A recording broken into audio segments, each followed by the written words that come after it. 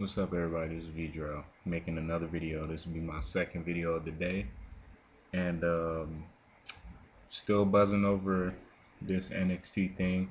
Really feeling it. And this video is gonna be about basically where I think they should go from here. And yeah, what I would like to see this go is that I think it would be cool, like they start if they start to separate NXT from WWE. And what I mean by that is they start making NXT almost a completely separate entity. And you have the first season contestants, and they can be like, this is how I would do it. I would have it as I would book it sort of like you would have Wade Barrett at the head of the NXT movement, right? And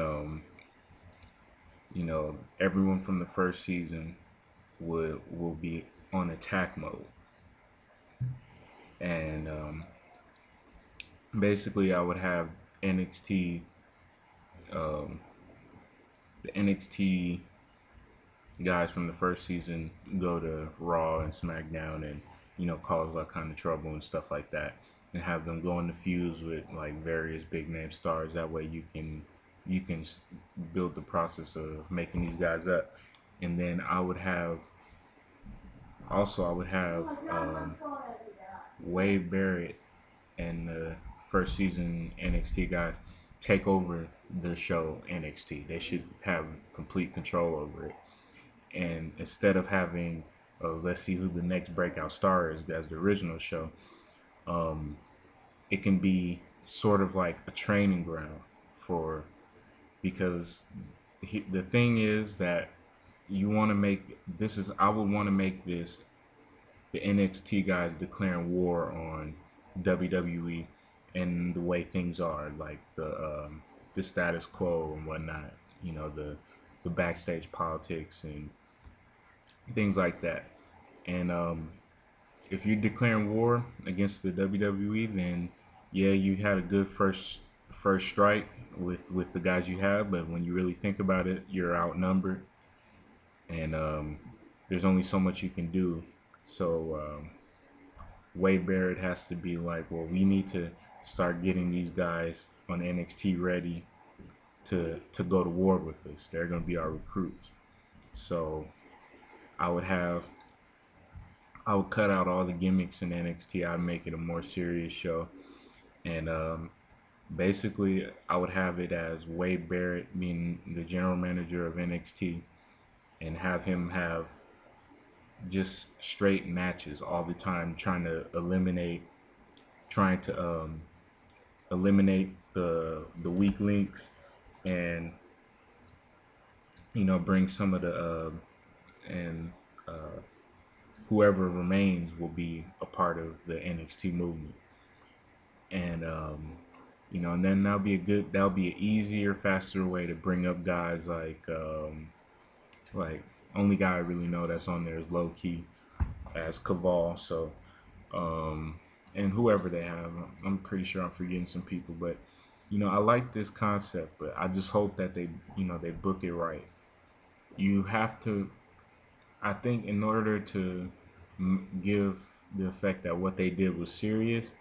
I think whenever the opportunity, basically the next show, I don't know if you want to wait until next week on Raw, because I think that'll just, this thing has a lot of momentum right now. So I think that the next show, it would look good if WWE upper management has to take some sort of action, because not only did they beat up Cena and Punk, but they beat up Jerry Lawler and some cameramen, ring announcers, and stuff like that. So there has to be like some action taken. They can't just let this pass. Because then it's, I mean, we all know wrestling is scripted and it's a work, but just because you know it doesn't mean you take it any less seriously. You still have to give off that effect that it's that it's real. So in order to do that, then WWE has to say, you know what, you guys are there are going to be sanctions and fines landed down on you. You guys are suspended. They have to go with that to me, in my opinion. You have to go with some suspensions and just basically have some action taken against them, and then that would make NXT's action from that point on even more explosive and even more exciting, because then they just completely disregard they completely disregard my they completely disregard the sanctions laid down on them. So it puts WWE in a hard position. Not only are their main stars being being made to look like fools, but you can't fire these guys. I mean, because they would they would have to make it look like, you know what, we made an investment in these guys, and we can't. I mean, we put too much money into these guys, so we can't afford to just lose that money, basically. So that would be the common sense thing of why, well, if there's so much of a problem, just fire them. Well, you can't just fire them. We invest too much money in them. We just have to figure out a way to get them under control so they can fall in line. And I think that's going to be the main thing behind this, is that you know the WWE's never really done anything like this. Of course, they had Tough Enough, but you know, Tough Enough is whatever. But the thing is, they have to they have to make WWE has to make a choice of what's more important, their future or their present. And I think that's the dilemma that this whole feud this whole invasion angle can be behind. You know, these guys are our future of our company. Eventually, we're gonna have to take notice of these guys, but we can't have them going out ruining our shows, ruining our main attractions. That makes us look bad. So what do we do?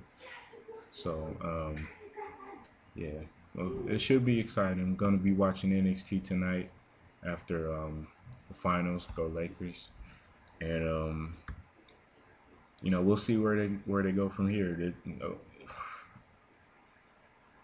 I don't want to say this. You can't mess this up, because we're talking about the crack WWE writing staff. So I'm sure there are several different ways they can fuck this up, but hopefully they can keep things under control and do things that make sense, and we can start making their product a little bit more watchable.